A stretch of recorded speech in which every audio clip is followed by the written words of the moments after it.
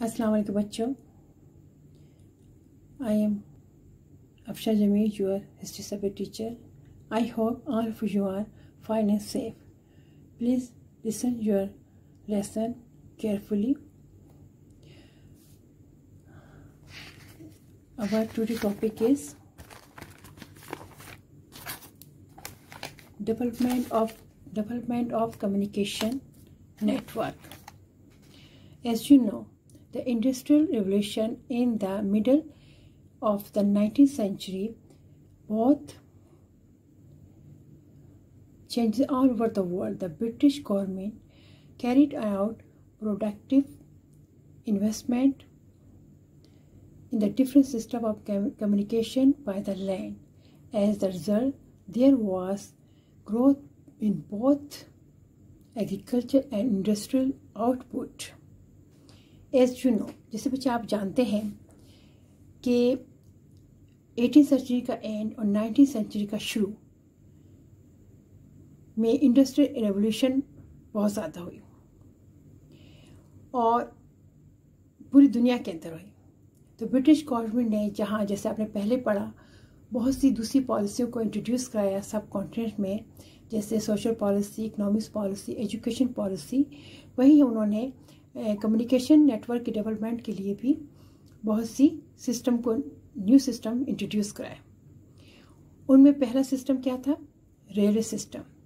A modern railway system, the fourth largest in the world, was built for military and communication purpose. दुनिया का modern railway system जो fourth largest system था in the world के अंदर, वो introduce कराया किस मकसद के लिए? मिलिट्री एंड कम्युनिकेशन पर्पस के लिए। It was run by the British administration, engineer and craftsmen. The first passenger railway line in the North Indian between Allahabad and Kanpur was opened in 1859. बच्चों, इन्होंने सबसे पहले जो रेलवे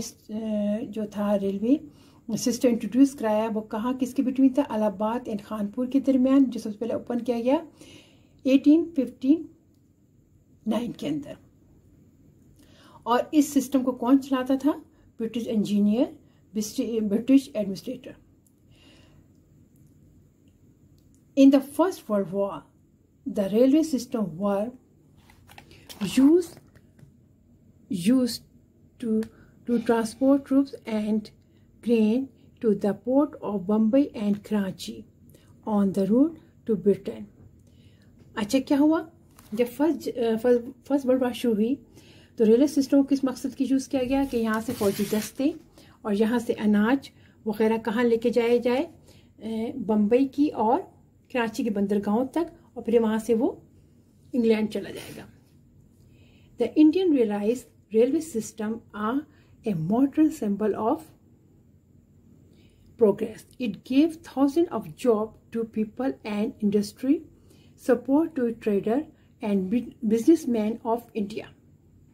बच्चों, जैसे आप जानते हैं कि ब्रिटिश ने ये रेलवे सिस्टम अपने मकासद के हासिल करने के लिए बनाया था, लेकिन साथ साथ यहाँ क्या हुआ कि यहाँ के लोगों को भी फायदा हुआ। उनका असल मकासद क्या था कि जंग तो बाद में शुरू होती है, दूसरी जंग, पहले जंग अज़ीम तो बाद में शुरू होती है, लेकिन ये तो ट्रैक तो 1859 के अंदर बिछ गया था, ठीक है ना। उस ट्रैक का मकसद ये था कि यहाँ से सब कॉन्टिनेंट से रॉ मटेरियल या यहाँ की दौलत लूट कर कहाँ लेके जाए बंदरगाह तक। क्योंकि आप जानते हैं कि उस ज़माने में ना ही तो कोई ज़मीनी रास्ता कनेक्ट करता था ब्रिटेन को, और ना ही उस ज़माने में इतना ज़्यादा फ़िज़ाई रास्ता था। तो इसका वाहिद ज़रिया क्या था? By ship. यानी बाय शिप के ज़रिए वो यहाँ का माल लूट कर कहाँ ले जा सकते थे? ब्रिटेन ले जा सकते थे। और उन्होंने इस मकसद के लिए ये चीज़ें बनाई। और जंग अज़ीम के अंदर इस रेलवे सिस्टम को उन्होंने अपने मकासद के लिए यूज़ किया। वो क्या मकसद था? यहाँ से ज़्यादा फौजी दस्ते ले जाए, यहाँ से ज़्यादा अनाज और चीज़ें यहाँ से कहाँ मूव की जाए? ब्रिटेन मूव की जाए, जो हमारे जंग में काम है। लेकिन इससे क्या हुआ कि ब्रिटेन ने ये काम अपने मकसद के लिए बनाया, लेकिन यहाँ के लोकल जो मुकामी लोग थे उनको बहुत फ़ायदा हुआ, क्योंकि इस ट्रैक बिजनेस से बहुत सी जॉब्स लोगों को 1000 जॉब लोगों को मिली, यहाँ की इंडस्ट्री को सपोर्ट हासिल हुआ, यहाँ का ताजिर यानी सब कॉन्टिनेंट का ताजिर, यहाँ का बिजनेसमैन उसको फ़ायदा हुआ। इस तरह इनकी ज़िंदगी में खुशहाली हुई, उनके तर्ज ज़िंदगी बेहतर हुआ, यानी उनके ज़ाती यानी ब्रिटेन के ज़ाती मकासद के साथ साथ यहाँ के लोकल लोगों को भी इसका पूरा फ़ायदा हुआ। नंबर 2 पे आता है रोड्स आती हैं। इसका क्या था बच्चों कि the construct of new roads, इन्होंने इस सिस्टम के लिए नई रोड्स बनाई और पुराने रोड्स को मेंटेनेंस किया। और ये रोड्स उन्होंने करी कहाँ, along with the railway system के साथ साथ ये रोड बनाएंगी। The principal road were linked by to the network of small road, और बड़ी रोडों को for the better transport purpose के लिए छोटी रोडों को बड़ी रोडों के साथ मिलाया गया।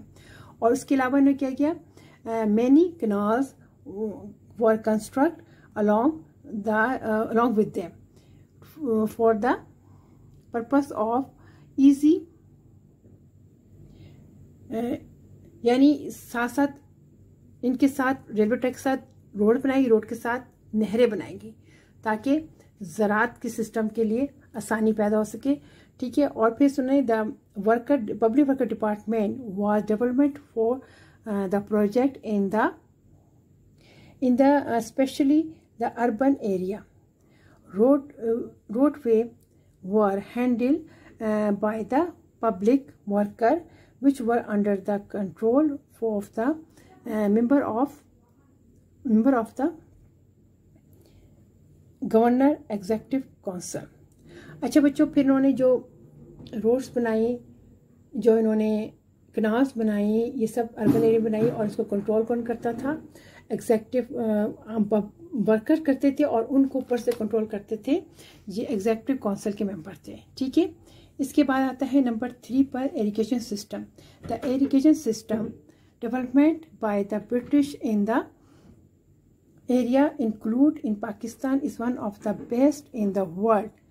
Almost 75% of the land which is in agriculture use in covered by the education system.